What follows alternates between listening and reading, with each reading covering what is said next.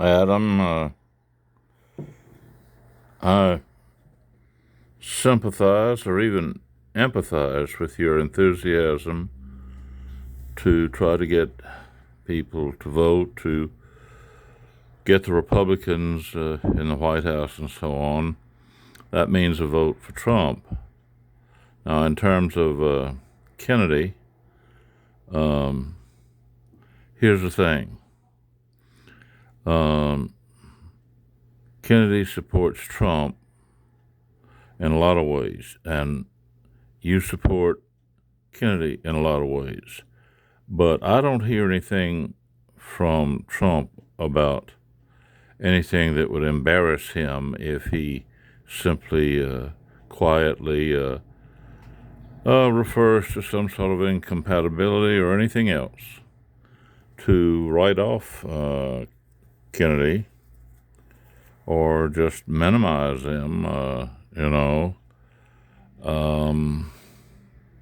and so I'm just not enthusiastic. That's all. Now, bear in mind, I'm one of these people who cannot vote because I'm in a nursing home, not a nursing home, a assisted living place.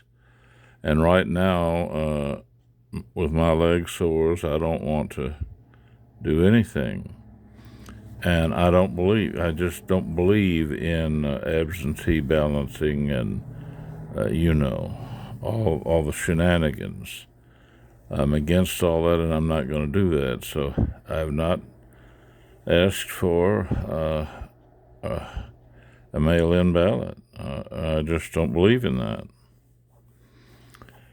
And now that kind of gets me off the hook, simply because I'm not that enthusiastic about a man who has a record of being, kind of a one-man show, doesn't want to share the limelight with anybody. I remember, I wouldn't ever have voted for Reagan, but I remember something that he said once. It's not the first time it's been said. He said, it's amazing how much can get done if nobody wants to take credit for it. Well, it's also true. It's amazing how nothing gets done when nobody is held to account. So there are a lot of, bromides. But I like the idea that Reagan understood that, he could not get anything done had he tried to take credit for everything all the time. Now, as you know, there's almost ludicrous activity in the business sector. You would think that Elon Musk hung the moon or something, and people believe that he's Steve Jobs on steroids, or that he's the modern Tesla walking around, suddenly creating all that is attributed to him. Well, decent people know that he's taking credit very modestly, actually, but not in terms of, how the system works. Sort of like the Pope, all the regalia, all the pomp and circumstance, but the man himself generally has not been somebody quite like Mussolini or something, So that's kind of out of style, Not many people want to have a personality cult like Stalin or something like that, who is anywhere near real power. There are people who are pretending, demigods at the head of the pack in little countries that don't matter in terms of what they say. They may matter in terms of the people living there, but not in terms of some megalomaniacs. And I don't think the U.S. needs a megalomaniac. We need a technician, first of all, someone who knows about engineering. You look at the record about how he ran his real estate company, and you'll find out how he ran his first administration. And I agree, he's changed, but fundamentally, I think Trump is the kind of person who uses people, to put it bluntly. I'd like to think that it's like, Dickens wrote about, when Scrooge is given a chance to think out of the box, and he has seen the light, and he's reformed and tries to do good. That could easily be Trump today, but there's no proof. So I myself hang back. I'm not saying I'm using just an excuse not to vote, what with the absentee ballot thing. I'm just against it.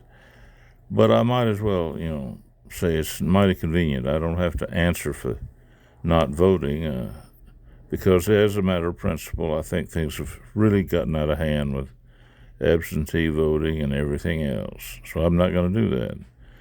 It's a fraudulent system, in other words, and so I won't vote, unless voting itself is made worthwhile. What if everybody felt that way? What if everybody stayed home? Well, I don't know. I don't think my vote would count in Alabama anyway. Just about everything I'd want in terms of the national tickets for decades and decades. What's one drop in the bucket when in Alabama, as you know, it's more or less winner take all in terms of the electoral vote.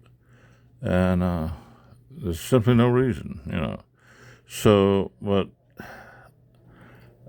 you can tell him, I don't think there's any reason to bother him. You can tell him that I think there's a reason why Trump is not saying much, and that reason is he wants to keep his options open. He's not saying that vote for me, I'll put Kennedy in charge of this or that. He's not said anything like that. Nothing like that. Just bromades. Not enough, really, to convince anybody of much. And, at the presidential level, you can walk back from any position on any issue. And that includes every personnel issue. If he didn't like the tie somebody was wearing in the cabinet meeting, there are 30 people who could come up with fake reasons that sound worthwhile for the immediate dismissal of anybody. And there are many ways that a one-man show ends up firing people. Either a person is dragging somebody down or competing too closely, and so on. Now, it's also true, though, that this is his second term. If he's elected to a second term, then he can't think that somebody's going to, try to outfox him and take his place for the next ticket. He's already passed that, so that's in Kennedy's favor. But I'm unimpressed with the deafening silence. Now, then I ought to be silent. I've talked for almost 9 minutes, and best wishes to you and yours, and I'll get out of your way.